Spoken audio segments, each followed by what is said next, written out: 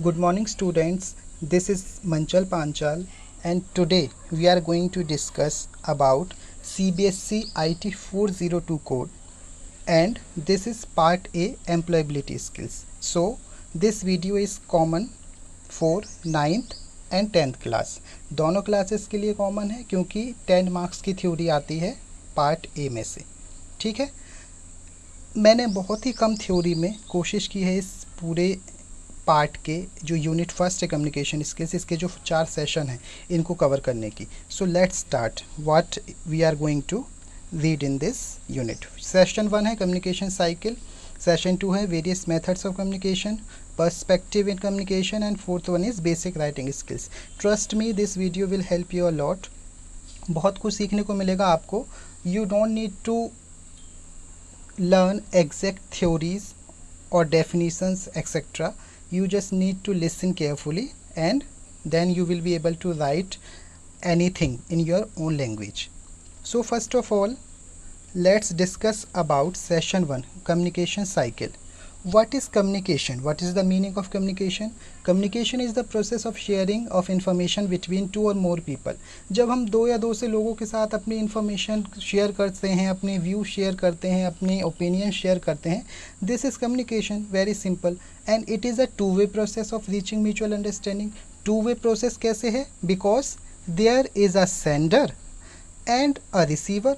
Obviously दो लोग ही तो कॉन्वर्सेशन करते हैं, आपस में कम्युनिकेट करते हैं. एक सेंडर होता है, एक रिसीवर होता है. Sender is the person who send the message and receiver is the person who receive the message sented by the sender. ठीक है, as you can see in the diagram, this is the meaning of communication. Now let's discuss about effective communication. It is little different. एक तो होता है communication, एक होता है effective communication. Normally communicate हो गया करना आपस में, फ्रेंड्स के साथ भी होता है, टीचर्स के साथ भी होता है. बट इफेक्टिव क्या होता है? देखिए, an effective communication is a communication between two और more people where intended message is successfully delivered and received and understood. जब आप किसी से बात कर रहे हैं तो इफेक्टिव कम्युनिकेशन हम उसी को बोल सकते हैं जब आपके द्वारा भेजा गया मैसेज सामने वाले ने रिसीव कर लिया है. ऐसा नहीं कि आपने कुछ बोला और अपनी बात कह दी और चल दिए. Effective communication is that communication in which there is an input and an output. जहाँ पर आपने क्वेश्चन पुटअप किया और आपको आंसर भी मिला. इसका मतलब ये है कि सामने वाले ने आपकी बात को ईजिली समझ लिया है. This is called effective communication. अब देखिए इसकी फीचर्स क्या क्या होते हैं. Features of effective communication, following are the features of effective communication.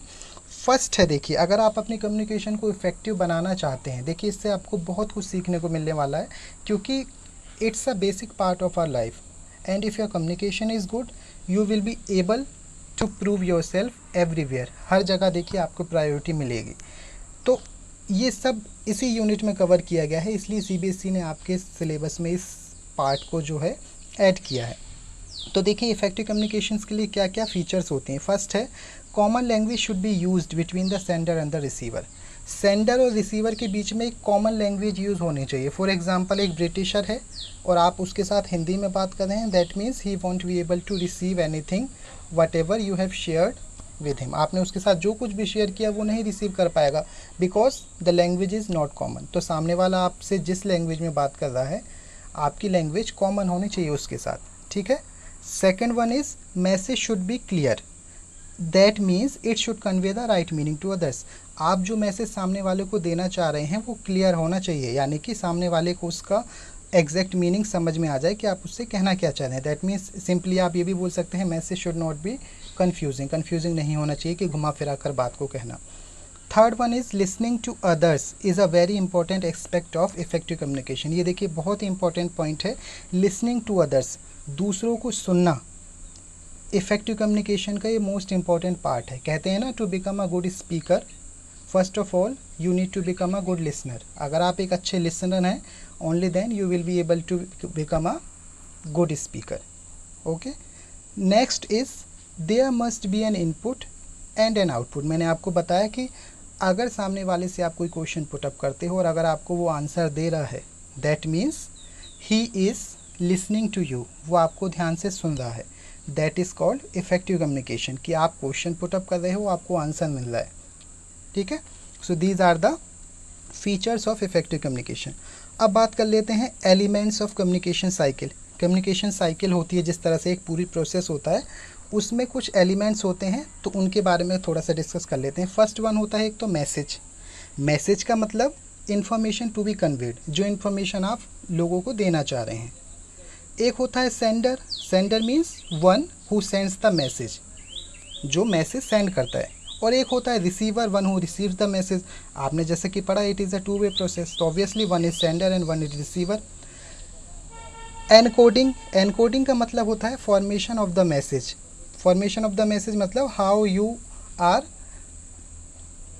Using your ideas to implement those ideas in the message. तो आप मैसेज किस तरह से बना रहे हो, उसी को बोलते हैं एनकोडिंग। ठीक है। Decoding means interpretation of the message, कि आप मैसेज को किस तरह से इंटरप्रेट कर रहे हो सामने वाले के सामने। नेक्स्ट है कम्युनिकेशन चैनल। कम्युनिकेशन चैनल के सामने देखिए मीडियम लिखा हुआ, दैट मीन्स आप किस वे में कम्युनिकेट कर रहे हो। आप ऑनलाइन कर रहे हो, चैटिंग मैसेंजर के थ्रू कर रहे हो, फेस टू फेस कर रहे हो, वन वे है, टू वे है, वीडियो कॉन्फ्रेंसिंग है, there are many channels of communication.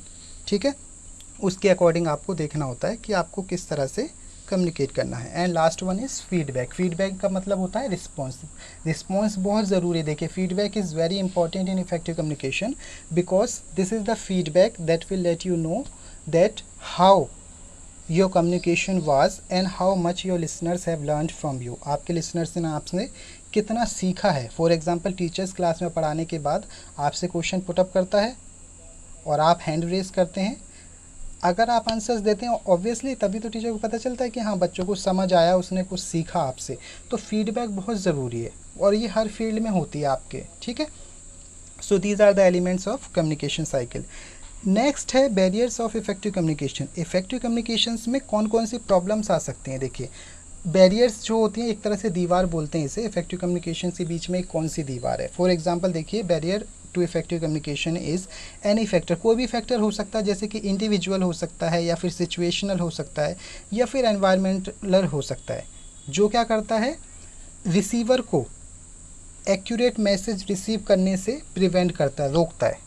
जैसे कि, और इन बैरियर्स का देखिए क्या रिजल्ट होता है, it leads to misunderstanding and confusion between the sender and the receiver. इन बैरियर्स की वजह से सेंडर और रिसीवर के बीच में कन्फ्यूजन क्रिएट हो जाती है कई बार। कौन कौन से बैरियर्स हैं वो। First one is environmental barrier. Environmental barriers का मतलब होता है फिजिकल कंडीशंस जो कि कम्युनिकेशन प्रोसेस को इफेक्ट करती हैं। फिजिकल कंडीशन कैसे, फॉर एग्जांपल डिफेक्टिव इंस्ट्रूमेंट। मान लीजिए आप किसी कॉन्फ्रेंसिंग में हैं या किसी सेमिनार में बैठे हुए हैं और वहाँ का माइक ख़राब है। अब माइक ख़राब है तो ऑब्वियसली वहाँ से आवाज़ भी आएगी जो कि इरिटेट करेगी लिसनर्स को। पुअर लाइटिंग, वहाँ पर लाइटिंग की प्रॉपर फैसिलिटी नहीं है, आपको बिल्कुल अंधेरे में बिठाया हुआ है। अनकम्फर्टेबल सीटिंग अरेंजमेंट, आपको जो सीट्स दी गई हैं बैठने के लिए, they are not comfortable. Unhygienic conditions distract the listener, या फिर ऐसे रूम में बैठा हुआ जहाँ सफोकेशन है, अनहाइजीनिक है, there is no ventilation facility and all, इसी को बोलते हैं एनवायरमेंटल बैरियर्स। तो आप सबसे पहले ध्यान रखें कि आप जब कम्युनिकेट कर रहे हैं किसी से, तो सबसे पहले वहाँ पर फिजिकल कंडीशंस को चेक कर लें। ठीक है। आजकल के हाई फाई स्कूल्स में देखिए इस बात का विशेष ख्याल रखा जाता है कि बच्चों को प्रॉपर एसी प्रोवाइड किया जाए, प्रॉपर वेंटिलेशन फैसिलिटी हो, ताकि स्टूडेंट्स भी हैं जो इंटरेस्ट ले सकें पढ़ने में और टीचर भी पढ़ाने में इंटरेस्ट ले सके। ठीक है। Next one is situational barriers. Situational क्या होता है, the factors like distance, noise and distractions cause unnecessary disruption. Situation से बना है सिचुएशनल। अब कुछ फैक्टर ऐसे होते हैं जैसे कि डिस्टेंस है। मान लीजिए स्पीकर जो है वो आपसे 500 मीटर की दूरी पर है और आप इतनी दूरी पर बैठे हुए हैं, तो डिस्टेंस प्रॉपर नहीं है, आवाज़ आ रही है वहाँ पर। ठीक है, जिसकी वजह से डिसरप्शन हो रहा है कम्युनिकेशन प्रोसेस में। फॉर एग्जांपल लाउड म्यूज़िक है, या तो बहुत कहते हैं ना आपकी जो वॉइस है, the voice of the speaker should not be too low और टू हाई। ना तो बहुत धीरे बोलना चाहिए उसे, ना बहुत तेज़ बोलना चाहिए, क्योंकि अगर बहुत तेज़ बोलेगा तो obviously the audience will be disturb, और अगर बहुत धीरे बोलेगा audience will not get anything. तो there must be audible sound. ठीक है। या फिर आसपास से जनरेटर्स की या किसी तरह की मशीनरी की आवाज़ आ रही है, तो उससे भी देखिए इफेक्टिव कम्युनिकेशन में बहुत फ़र्क पड़ता है।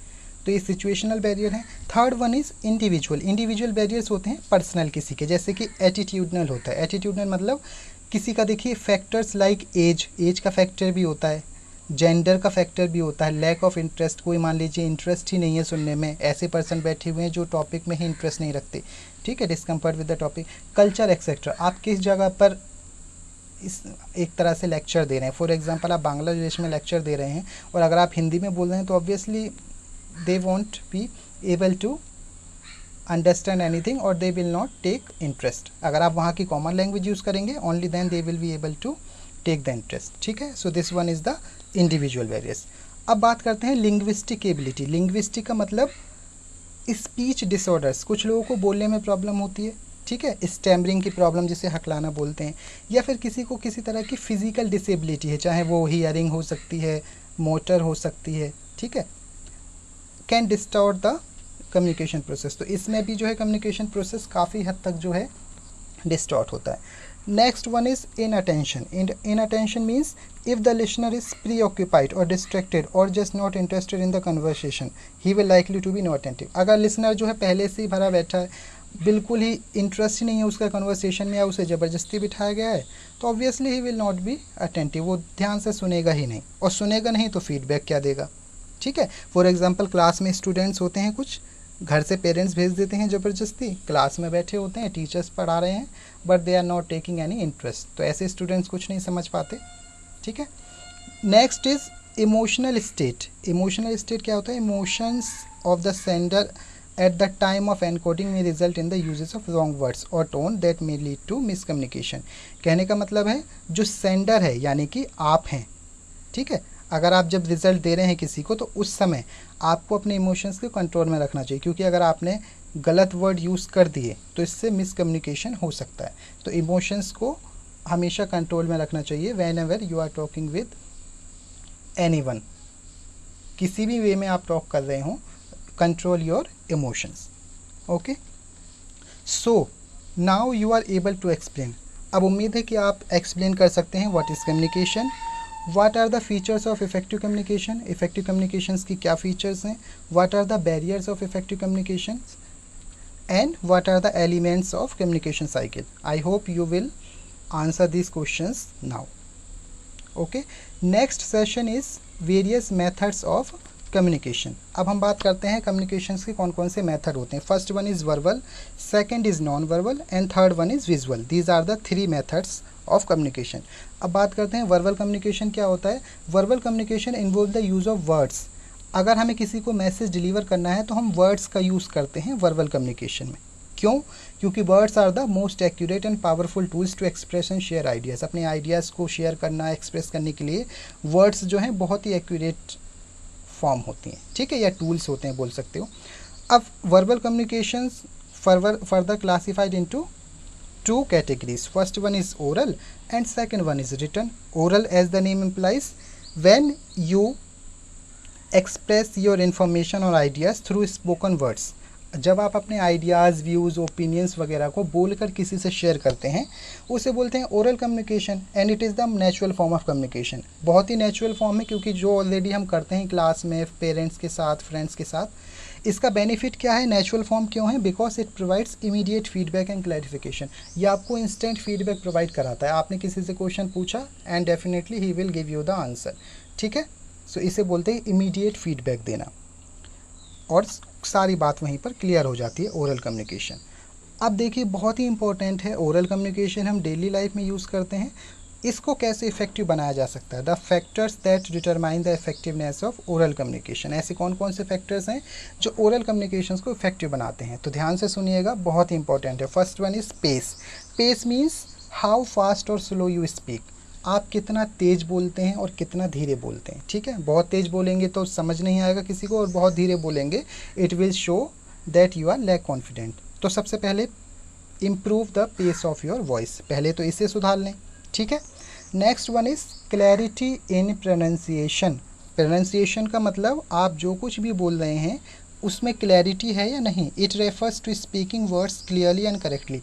आप जो वर्ड्स बोल रहे हैं वो क्लियर होना चाहिए, करेक्ट होना चाहिए, उनके प्रोनाउंसिएशन, उनका उच्चारण जो है बिल्कुल सही होना चाहिए।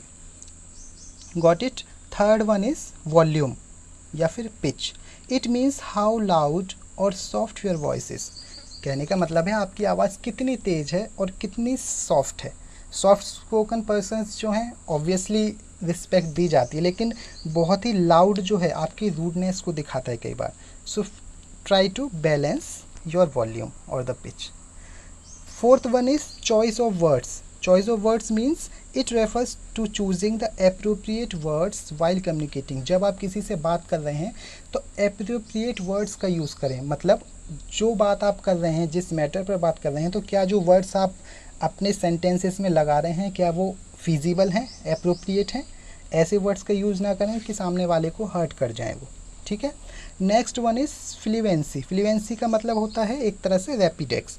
It refers to the ability to speak with ease and accuracy in language. आप जिस लैंग्वेज में बात कर रहे हैं आप उसमें कितना फैमिलियर हैं, कितना फ्लुएंसी में बोल सकते हैं, कितना ईजिली बोल सकते हैं, कितना एक्यूरेटली बोल सकते हैं। So first of all choose that language in which you have the fluency. ऐसी लैंग्वेज चूज़ करें जिसमें आप फ्लुएंट बोल सकते हैं, क्योंकि to talk with fluency means that speech flows well. Fluency में बात करने का मतलब कि आपकी स्पीच जो है स्मूथली जा रही है and there are not many interruptions of that flow. किसी भी तरह की इंटरप्शन नहीं है। आपने देखा होगा कुछ लोग बात करते करते नहीं बोलते, लाइक सोचते हैं इस टाइप से, लाइक दैट, दिस। तो ये ना बहुत ही इरिटेटिंग सा लगता है सामने वाले को कि अरे इसे कुछ पता नहीं है and he comes without preparation. तो इस टाइप के वर्ड्स जो है ना हमें यूज़ नहीं करना चाहिए। Try to speak in fluency. Next is length of communication. Length of communication का मतलब the conversation should be simple, short and to the point.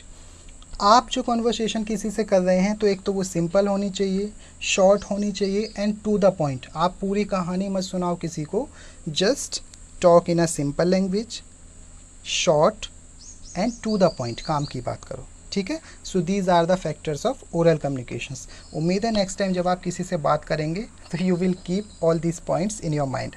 आप ध्यान में रखेंगे and you will feel that how effectively you are talking now. आप कितना effectively बोल रहे हैं और सामने वाला आपसे कितना प्रभावित होता है, ठीक है। एडवांटेजेस क्या क्या होते हैं देखिए ओरल कम्युनिकेशन के। Oral message provide instant feedback, हमने पढ़ा था। इंस्टेंट फीडबैक मिलता है आपको, जो आपने सामने वाले से बोला आपको तुरंत वो रिप्लाई दे देगा। This is called instant feedback. Next is it helps in building relationships. Relationships जो हैं आपके बहुत अच्छे बनते हैं इससे, ठीक है। रिलेशनशिप्स अच्छे कैसे बन जाते हैं? फॉर एग्ज़ाम्पल आप सामने वाले से बात कर रहे हैं, ठीक है, आपको वो अच्छे से सुन रहा है ध्यान से, ठीक है। तो जब आप फेस टू फेस किसी से कम्युनिकेट होते हैं तो ऑब्वियसली रिलेशंस तो अच्छे होते हैं, फ्रेंड्स बनते हैं, सर्कल अच्छा होता है। It is cost efficient. Cost efficient है ये। कॉस्ट एफिशिएंट का मतलब इसको बोलने में आपको किसी तरह का चार्ज नहीं लगता, ना आपको पेपर चाहिए लिखने के लिए क्योंकि आप बोल रहे हैं, इसमें किस तरह का चार्ज लग रहा है, ठीक है। Most preferable mode of communication for private और कॉन्फिडेंशियल मैटर्स। अगर कॉन्फिडेंशियल बात है किसी की, अगर मान लीजिए आप किसी को पेपर पर लिख कर देते हैं और वो किसी के हाथ लग गया तो obviously information will be leaked. लेकिन अगर आपको कॉन्फिडेंशियल मैटर पर बात करनी है ना तो ऑब्वियसली आपने देखा होगा मीटिंग्स होती हैं सीक्रेट रूम में, तो ये बहुत ही प्रेफरेबल मेथड होता है जब आपको कॉन्फिडेंशियल मैटर्स पर प्राइवेटली बात करना हो, ठीक है। These are the advantages.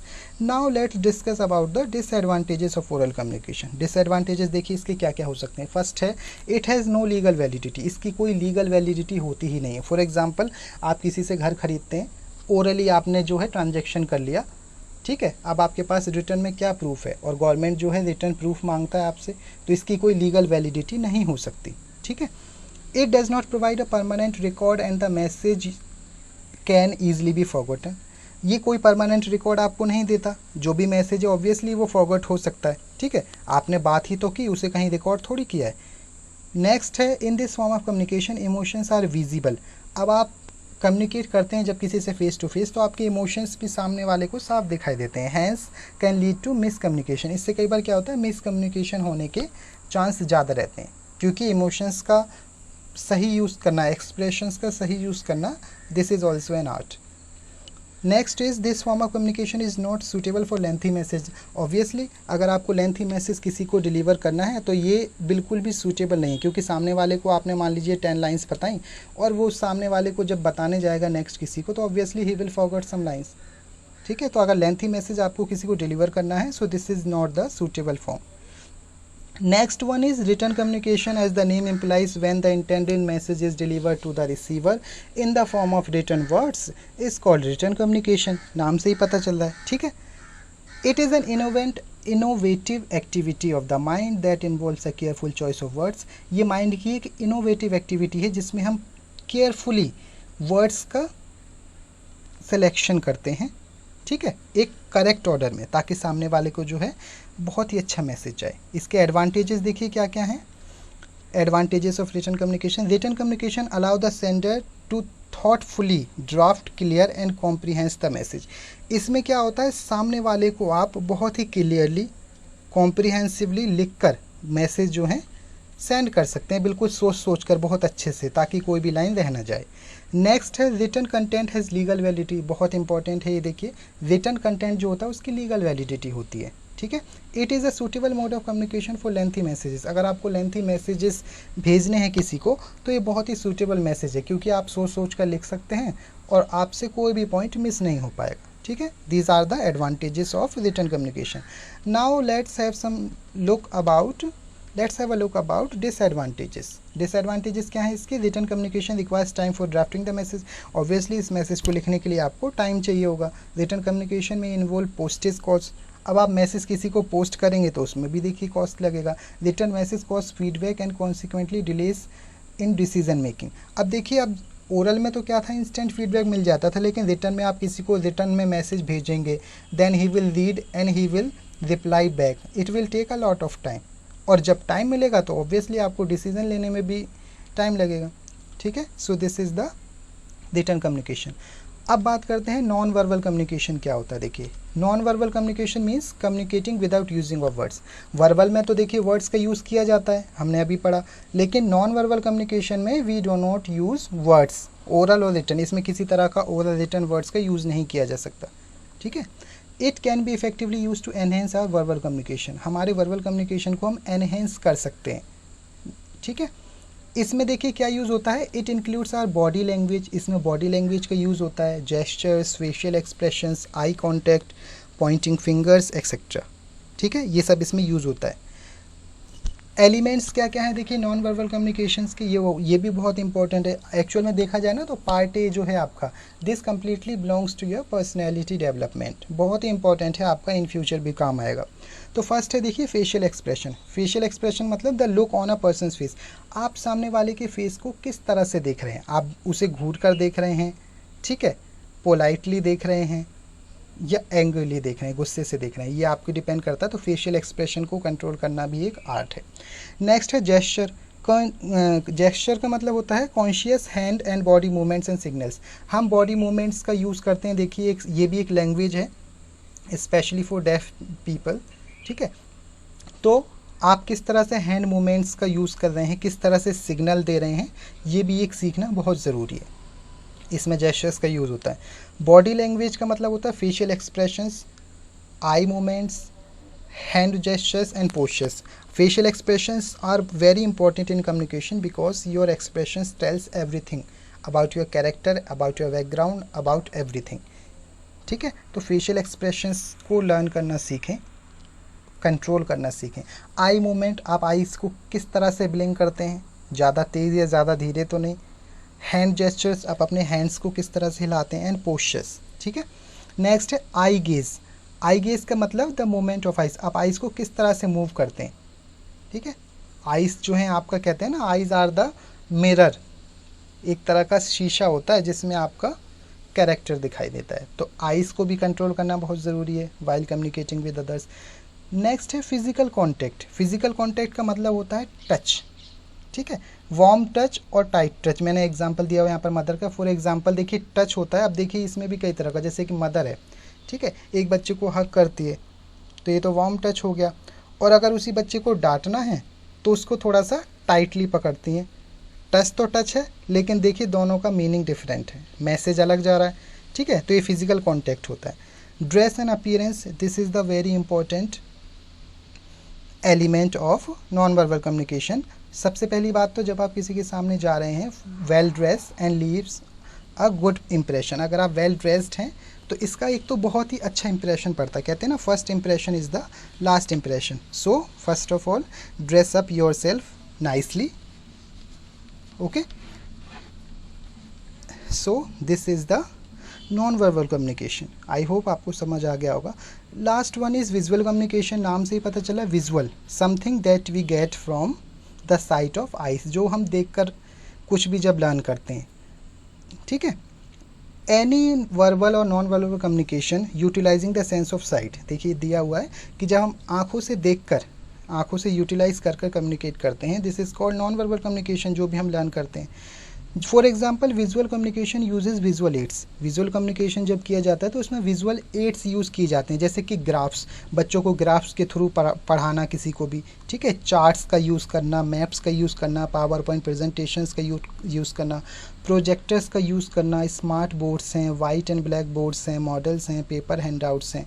These are the different types of visual aids that helps in conveying a message effectively. आपके मैसेज को बहुत इफेक्टिवली कन्वे करते हैं, क्योंकि जो हम देख कर लर्न कर सकते हैं वो हम सिर्फ पढ़कर लर्न नहीं कर सकते। इसलिए आजकल स्मार्ट स्कूल्स हैं, ठीक है, स्मार्ट बोर्ड्स लगाए गए हैं, प्रोजेक्टर लर्निंग वगैरह जो है काफ़ी फेमस है आजकल स्कूल्स में, क्योंकि जो चीज़ हम देख कर लर्न करते हैं वो ईजिली हमारे माइंड में जो है फीड हो जाता है। एडवांटेजेस क्या क्या हैं विजुअल कम्युनिकेशन के? Visual aids like graphs, diagrams, models make oral more meaningful. इससे आपके जो कम्युनिकेशन है बहुत ही मीनिंगफुल बन जाता है, क्योंकि सामने वाले को सब कुछ दिखाई भी देता है, ईजिली समझ आ जाता है, बच्चे ज़्यादा क्वेश्चन पुटअप नहीं करते। फिर use of visual aids makes complex data very easy to comprehend. आपका कितना भी टफ डेटा हो वो ईजिली आपको उसमें दिखाई दे जाएगा। फॉर एग्जांपल आप कोई बच्चों को डेटा एनालिसिस दिखाना चाहते हैं, आप उसका डायरेक्टली डायग्राम दिखा देंगे, then he will be able to understand much better. Next है visual aids makes the communicating more interesting. आपके कम्युनिकेशन प्रोसेस को विजुअल जो है, विजुअल एड्स बहुत ही इंटरेस्टिंग बना देता है। डिसएडवांटेजेस भी हैं इसके कुछ। एक तो क्या है, some of the aids used in visual method of communications are costly. इसमें जो मेथड्स यूज़ किए जाते हैं जैसे कि प्रोजेक्टर, स्मार्ट बोर्ड, ये कॉस्टली होते हैं। Sometimes visual presentation of information becomes complex. और कई बार हम जो विजुअल प्रेजेंटेशन दिखाते हैं ना वो कॉम्प्लेक्स हो जाती है, एक बार ना टाइम कंज्यूमिंग भी हो जाती है कई बार।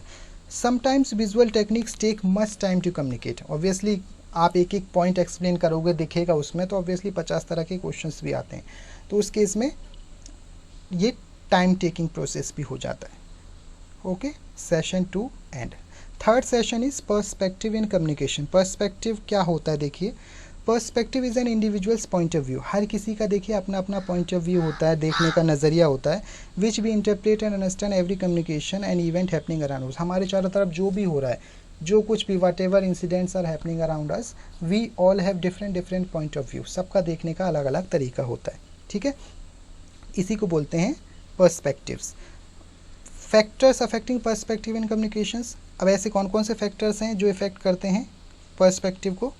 फर्स्ट है विजुअल पर्सपेक्टिव। विजुअल पर्सपेक्टिव मतलब क्या होता है? Tendency to focus on visual perceptions while communication. कुछ लोगों की आदत होती है ना, टेंडेंसी, प्रवृत्ति होती है, विजुअल परसेप्शंस, देखने का तरीका होता है अलग अलग, कि हाँ अलग अलग वे है सबका, उसे बोलते हैं विजुअल परसेप्शंस। ठीक है, किस तरह से देख रहा है, उसकी क्या मेंटेलिटी है, इसे बोलते हैं विजुअल परसेप्शन। नेक्स्ट है language. Use words that express exact thoughts. एक ऐसी लैंग्वेज यूज़ करना, मतलब जिसमें आपके जो वर्ड्स हैं, आपके जो थॉट्स हैं, वो एग्जैक्टली जो है एक्सप्रेस की जा सकें, सामने वाला आपके थॉट्स को समझ सके। पास्ट एक्सपीरियंस होते हैं, देखिए, perceptions developed in mind due to past experience. आपके जैसे भी पास्ट एक्सपीरियंस रहे हों, बैड रहे हों, गुड रहे हों, तो उससे हमारे माइंड में ना एक परसेप्शन, एक धारणा बन जाती है, ठीक है। नेक्स्ट है attitude. Attitude is the mind set, आप इसे बोल सकते हैं, attitude is the mind set. आपने कई सेमिनार्स में देखा होगा जहाँ पर आपको कॉन्फिडेंस आपका एनहेंस करने के लिए आपको सामने एक ग्लास रख दिया जाता है मोटिवेटर्स के थ्रू, उसमें आधा ग्लास पानी भर दिया जाता है। अब वहाँ पर आपसे पूछा जाता है कि बताइए आपको क्या दिख रहा है, तो कुछ बच्चे बोलते हैं the glass is half filled, कुछ बोलते हैं कि ग्लास जो है आधा खाली है। अब उसमें ये दो क्वेश्चन उठा देते हैं कि देखिए, जिन्होंने बोला कि आधा भरा हुआ है, they are the positive people, जिन्होंने बोला आधा खाली है यानी कि उन्होंने नेगेटिविटी को देखा। तो इसी को बोलते हैं परसेप्शंस, अपने अपने देखने का पॉइंट ऑफ व्यू, इसमें यही मतलब है इसका कहने का, ठीक है। प्रीजुडाइज का मतलब होता है negative attitude which is not based on fact. एक हमारा नेगेटिव एटीट्यूड जिसका कोई लॉजिक नहीं है, कोई बेस नहीं है। फॉर एग्जांपल आपके सामने मान लीजिए कोई 6 फीट का आदमी आ रहा है चलकर, ठीक है, तो आप बोल देते हैं हाँ ऑब्वियसली ही इज़ राजपूत, ठीक है, और he may be the navy officer और वट एवर। अपने माइंड में किसी को देखकर एक धारणा बना लेना, किसी ने तिलक लगाया हुआ है, आप बोल देते हैं अरे पंडित जी आ रहे हैं, ठीक है। अगर कोई ब्लैक है आप बोलते अरे ये तो साउथ जैसा लगता है। तो मतलब किसी को देखकर अपने माइंड में एक नेगेटिविटी, जिसका कोई फैक्ट नहीं है, कोई लॉजिक नहीं है, अपने माइंड में नेगेटिविटी बना लेना किसी भी चीज़ को देखकर, उसे बोलते हैं प्रीजुडाइस, ठीक है। ये बहुत ही कॉमन है हमारे समाज में फैला हुआ है कि हम on the basis of discrimination on the basis of colour, caste, sex, religion, reason, इसी को बोलते हैं प्रीजुडाइस। आप पहले ही अपने माइंड में सेट कर लेते हो कि अरे सामने वाला ऐसा आ रहा है, धोती कुर्ता पहना हुआ है तो ये होगा, तिलक लगाया हुआ है तो ये होगा, इस टाइप से, इसी को बोलते हैं प्रीजुडाइस, ठीक है। तो ये बहुत ही गंदा, एक तरह से ये कह सकते हैं हमारी सोसाइटी में ईविल है, बुराई है ये बहुत ही ज़्यादा, ये नहीं करना चाहिए हमें। नेक्स्ट है environment, identify the need of the environment before speak. आप जहाँ भी स्पीच देने जा रहे हैं तो पहले वहाँ के एनवायरनमेंट को आपस में अच्छे से कंसिडर कर लें, ठीक है।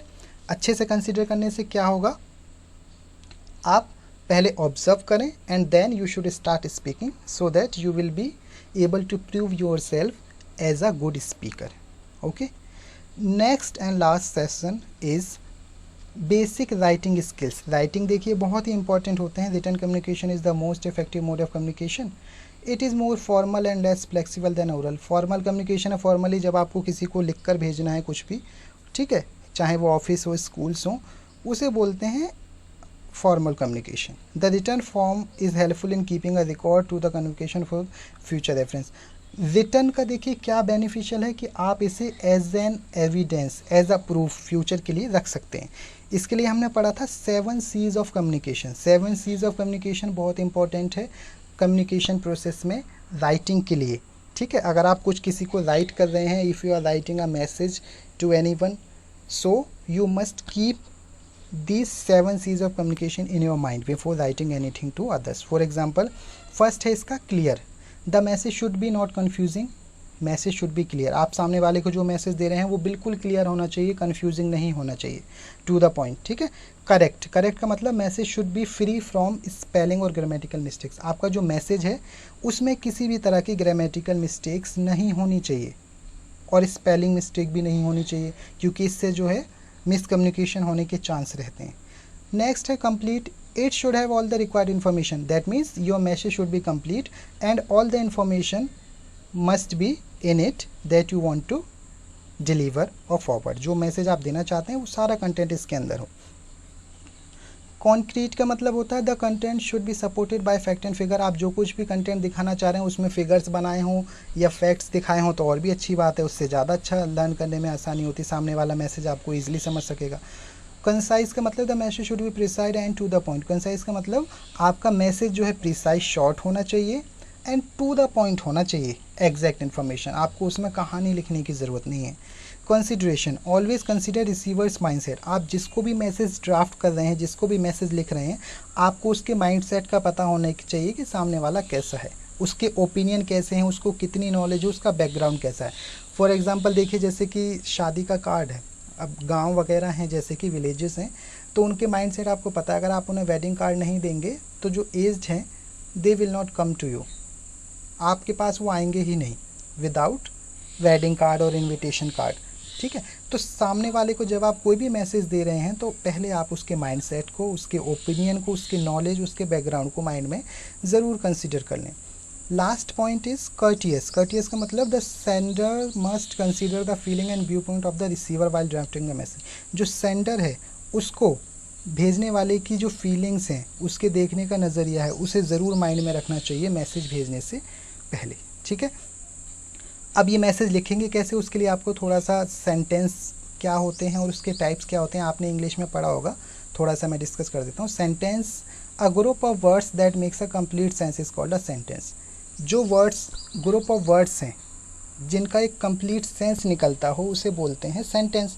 Sentence must contain a subject and a predicate. इसमें प्रेडिकेट भी होना चाहिए और सब्जेक्ट भी होना चाहिए। For example Ram, my, boy, is, आपने अलग अलग ये वर्ड्स लिख दिए, इसका कोई कॉमन सेंस नहीं, आप इसे कंबाइन कर दो, Ram is my best friend, ठीक है, इसकी कॉमन सेंस निकल रही है ना, तो इसे बोलते हैं sentence. Sentence is a group of words, words को जब हम कंबाइन कर देते हैं तो इसे बोलते हैं सेंटेंस। टाइप्स कौन कौन से होते हैं देखिए, असर्टिव, इसे डिक्लेरेटिव सेंटेंस भी बोलते हैं।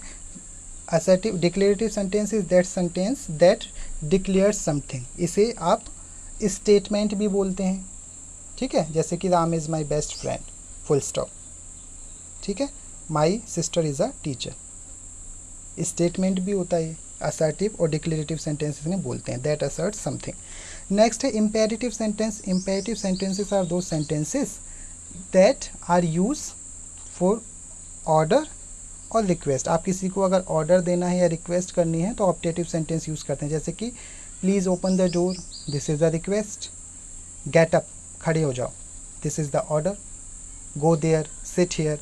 सो ये सेंटेंसेस क्या होते हैं, इम्पेरेटिव सेंटेंसेस होते हैं। एक्सक्लेमेटरी सेंटेंसेस क्या होते हैं, exclamatory sentences are those sentences that expresses our sudden feelings. हमारे माइंड में सडनली कोई ओपिनियन आ जाता है ना, कोई थॉट, उसको एक्सप्रेस करने के लिए, जैसे कि wow, wonderful, amazing, terrific.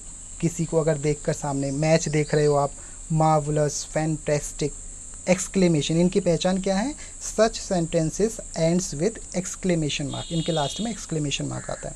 Interrogative sentences क्या होते हैं, interrogative sentences are the question mark sentences और usually use to put a question to the person standing in front of you. आप किसी को अगर आपसे क्वेश्चन पूछना है, आपको किसी से क्वेश्चन पूछना है, तो उसके लिए आप इंटरोगेटिव सेंटेंस यूज़ कर सकते हैं, जैसे कि what is your name, where do you live, what's your as.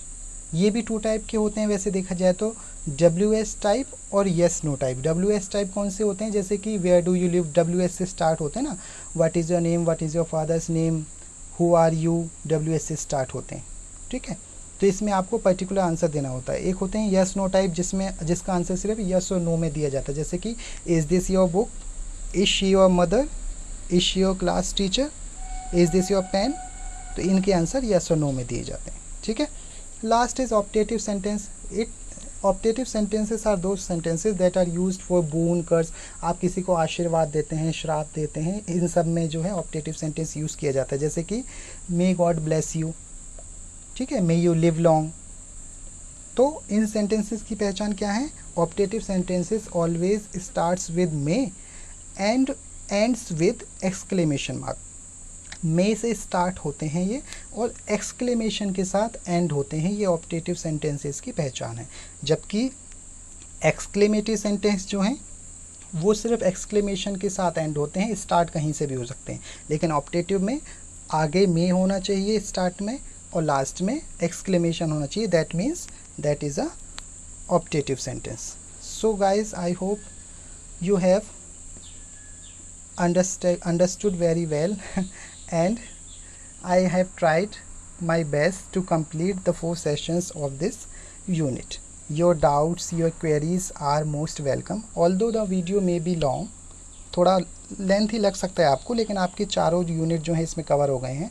Now if you have listen to me carefully, ध्यान से अगर आपने सुना है, आपको दोबारा लर्न करने की ज़रूरत नहीं पड़ेगी, because the question answers of this unit should be written in your own language. अपनी ही लैंग्वेज में लिखे जाते हैं तो ज़्यादा अच्छे मार्क्स मिलते हैं। So I have tried my best to explain this video. I hope you have liked this videos. Please like, share and subscribe, and thanks for watching. Have a wonderful day ahead. Thanks.